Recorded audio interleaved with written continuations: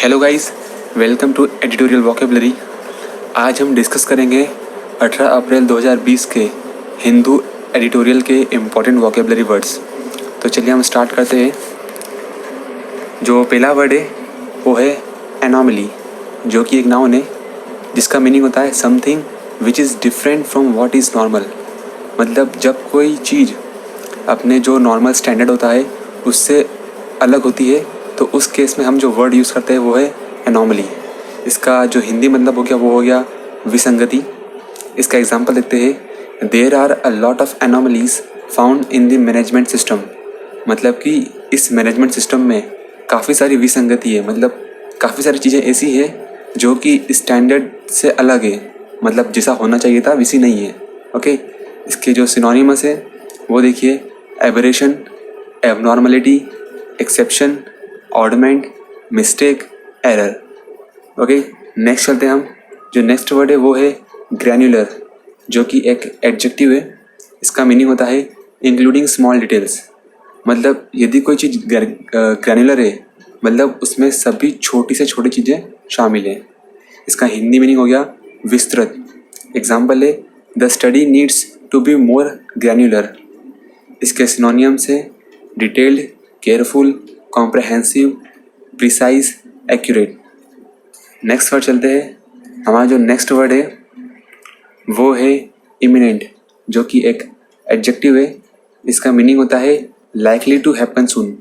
मतलब जब कोई चीज़ भविष्य में होने वाली होती है तो उस केस में हम जो वर्ड यूज़ करते हैं वो है इमिनेंट।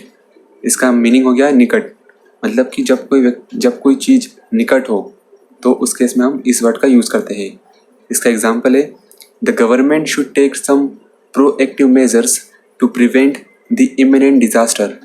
मतलब कि गवर्नमेंट को जो आने वाला डिज़ास्टर है उसे रोकने के लिए कुछ प्रोएक्टिव मेजर लेना चाहिए। मतलब उसे डिज़ास्टर के पहले ही कुछ कदम उठाने पड़ेंगे ताकि हम उस आने वाले डिज़ास्टर को रोक सकें।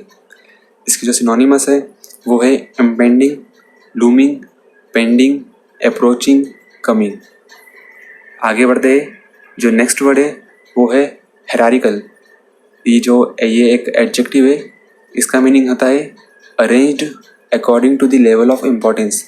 मतलब जब हम किसी चीज़ों को उनके इम्पोर्टेंस के अकॉर्डिंग जमाते हैं, मतलब कि जो कम इम्पोर्टेंट है उसे नीचे रखते हैं, फिर उसके ऊपर उससे जो ज़्यादा इम्पोर्टेंट है उसको ऊपर रखते हैं, तो उसे हम कहते हैं हायरार्किकल।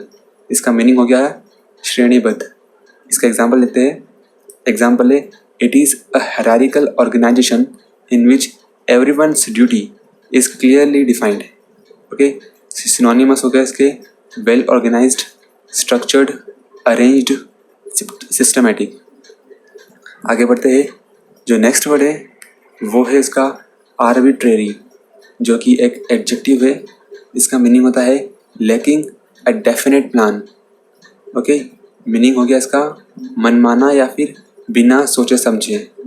इसका एग्जांपल लेते हैं, his visit to the garden was just arbitrary. मतलब कि जो उसकी विजिट थी गार्डन में वो कोई प्लान के अकॉर्डिंग नहीं थी, उसने बस ऐसे ही सोचा और वो गार्डन में आ गया। मतलब वो बिना सोचे समझे किया गया काम। ओके, सिनोनिमस हो गया उसके aimless, random, accidental, unintended, unconsidered. Next है डैम्पन। डैम्पन एक वर्ब है जिसका मीनिंग होता है to make something like feelings weak. मतलब जब हम कोई फीलिंग, जैसे कि कुछ भी फीलिंग हो हमारी, उसे हम जब कम करते हैं तो उस केस में हम जो वर्ब यूज़ करते हैं वो है डैम्पन। ओके, इसका एग्जांपल लेते हैं, I didn't want to dampen his enthusiasm. मतलब मैं उसका जो एंथुजियाज्म है उसे कम करना नहीं चाहता। इसके जो सिनोनिमस है वो है डिमिनाइश, डिक्रीज, लेसन, रिड्यूस, वीकन। आगे बढ़ते हैं। जो नेक्स्ट वर्ड है वो है वेस्टिज, जो कि एक नाउन है। इसका मीनिंग होता है a small part of something lost. मतलब यदि कोई चीज़ गुम गई है जो कि पहले कभी थी पर आज नहीं है, और यदि हमें उसका कोई पार्ट हमें आज मिलता है तो उसके लिए हम यूज़ करते हैं वेस्टिज वर्ड का। इसका मतलब होता है एक निशान। एग्जाम्पल लेते हैं, there are some vestiges of ancient settlements. मतलब हमारे पास जो पुराने जो सेटलमेंट्स है उनके कुछ सबूत, उनके कुछ निशान हमारे पास मौजूद है। इसके सिनोनिमस देखते हैं, trace, artefact, remnant, scrap, relic, residual. Next है रिलायंस, जो कि एक नाउन है। इसका मीनिंग है the state of depending on something और समवन। मतलब जब हम किसी के ऊपर डिपेंड रहते हैं, किसी के ऊपर या फिर किसी चीज़ के ऊपर, तो उस केस में हम रिलायंस वर्ड का यूज़ करते हैं। इसका मीनिंग हो गया निर्भरता या फिर भरोसा। एग्जाम्पल है, your too much reliance on your parents is not good for your future. मतलब यदि आप आपके पेरेंट्स पे बहुत ज़्यादा ही डिपेंडेंट है किसी भी तरफ से, जैसे कि आपकी इनकम के रिस्पेक्ट में, तो वो आपके भविष्य के लिए अच्छा नहीं है। इसके सिनोनिमस देखते हैं, dependence, dependency, trust, मेनस्टे, etcetera. Next word है मेटामॉर्फोसिस, जो कि एक नाउन है जिसका मीनिंग होता है अ कंप्लीट चेंज।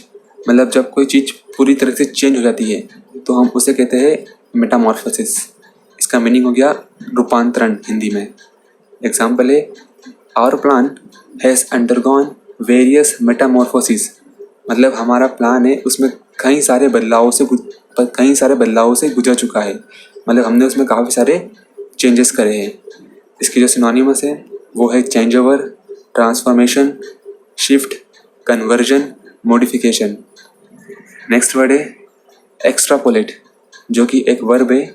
इसका मीनिंग हो गया to guess about what can happen using information. मतलब कि अनुमान लगाना। जब हम किसी इंफॉर्मेशन के आधार पर आगे क्या हो सकता है इसका अनुमान लगाते हैं तो हम उसे कहते हैं एक्स्ट्रापोलेट करना। इसका हिंदी मीनिंग हो गया अनुमान लगाना। एग्जाम्पल है, we can not extrapolate any result from such small information.